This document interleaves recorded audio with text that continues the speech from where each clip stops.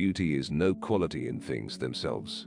It exists merely in the mind which contemplates them, and each mind perceives a different beauty. There is no such thing as freedom of choice, unless there is freedom to refuse. The greater part of mankind may be divided into two classes, that of shallow thinkers who fall short of the truth, and that of abstruse thinkers who go beyond it.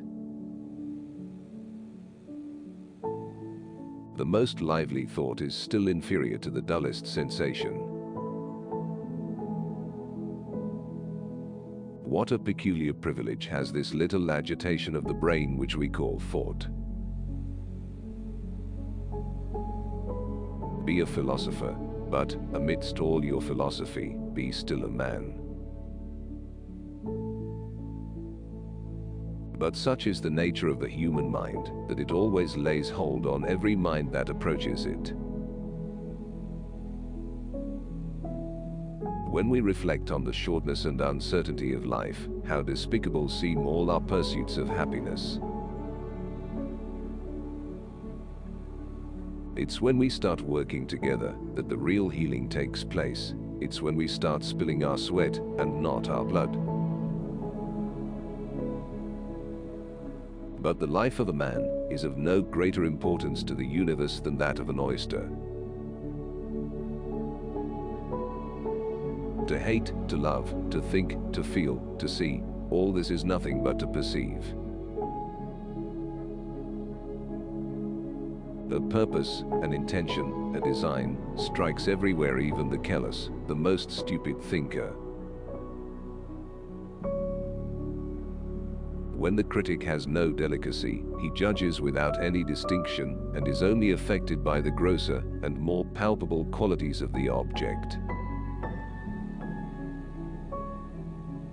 It is harder to avoid censure than to gain applause. Let these generous sentiments be supposed ever so weak, let them be insufficient to move even a hand or finger of our body. No amount of observations of white swans can allow the inference that all swans are white, but the observation of a single black swan is sufficient to refute that conclusion. We speak not strictly and philosophically when we talk of the combat of passion and of reason.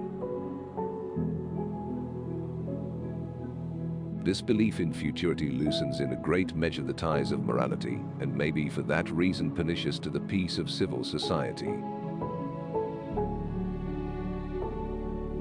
Accuracy is, in every case, advantageous to beauty, and just reasoning to delicate sentiment. In vain would we exalt the one by depreciating the other. The richest genius, like the most fertile soil, when uncultivated, shoots up into the rankest weeds. To philosopher and historian, the madness and imbecile wickedness of mankind ought to appear ordinary events. A propensity to hope and joy is real riches, one to fear and sorrow, real poverty. The truth springs from arguments amongst friends.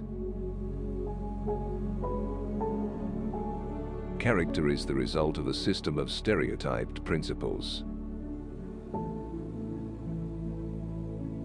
It is possible for the same thing both to be and not to be. The identity that we ascribe to things is only a fictitious one, established by the mind, not a peculiar nature belonging to what we're talking about. The great end of all human industry is the attainment of happiness. A wise man proportions his belief to the evidence. It is seldom that liberty of any kind is lost all at once. Slavery has so frightful an aspect to men accustomed to freedom that it must steal upon them by degrees, and must disguise itself in 1,000 shapes in order to be received. A propensity to hope and joy is real riches, one to fear and sorrow real poverty. Nothing appears more surprising to those who consider human affairs with a philosophical eye than the easiness with which the many are governed by the few, and the implicit submission with which men resign their own sentiments and passions to those of their rulers. A man acquainted with history may, in some respect, be said to have lived from the beginning of the world, and to have been making continual additions to his stock of knowledge in every century. When men are most sure and arrogant, they are commonly most mistaken, giving views to passion without that proper deliberation which alone can secure them from the grossest absurdities.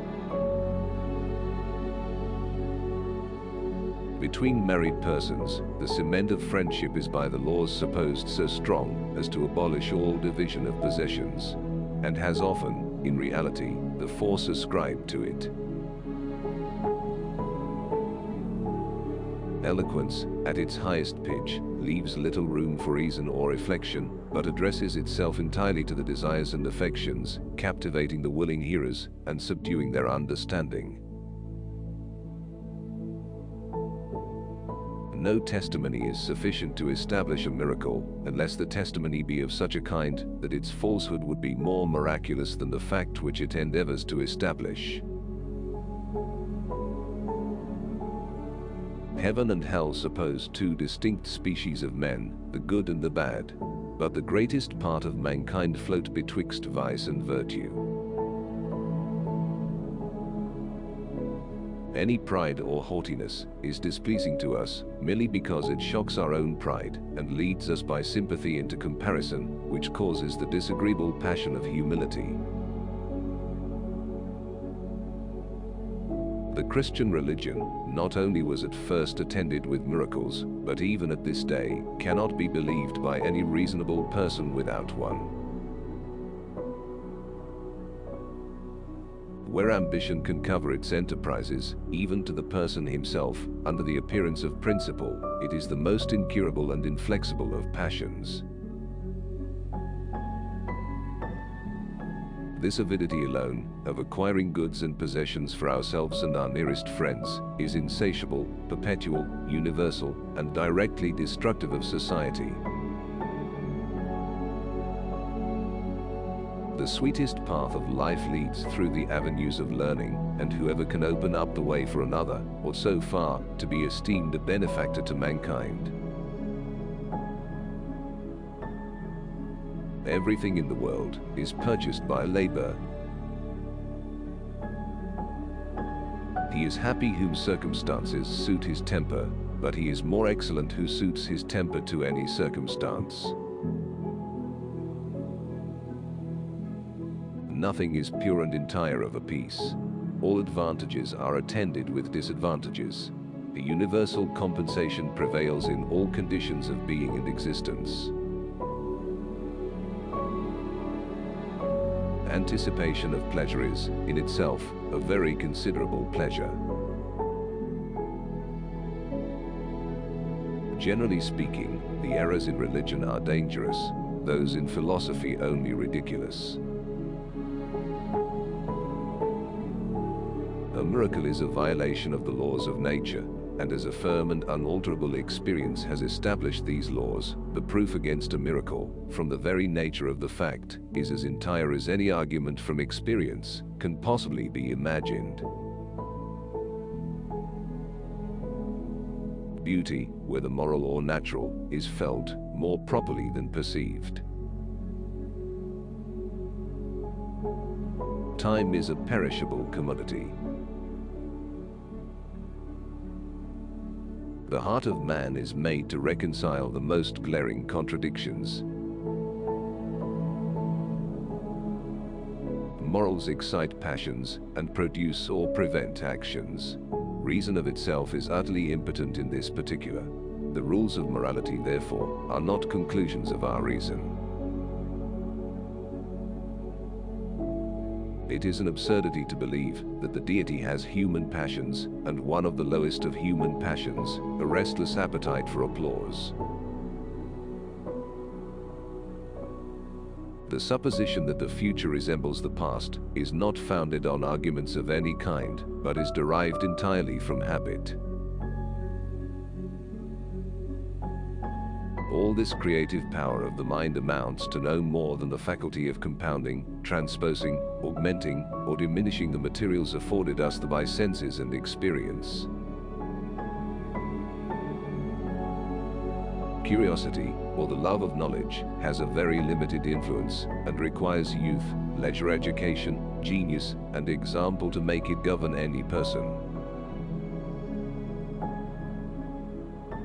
The imagination of man is naturally sublime, delighted with whatever is remote and extraordinary, and running without control into the most distant parts of space and time in order to avoid the objects which custom has rendered too familiar to it. While we are reasoning concerning life, life is gone. The minds of men are mirrors to one another, not only because they reflect each other's emotions, but also because those rays of passions, sentiments, and opinions may be often reverberated and may decay away by insensible degrees. Mankind are so much the same, in all times and places, that history informs us of nothing new or strange in this particular. Its chief use is only to discover the constant and universal principles of human nature.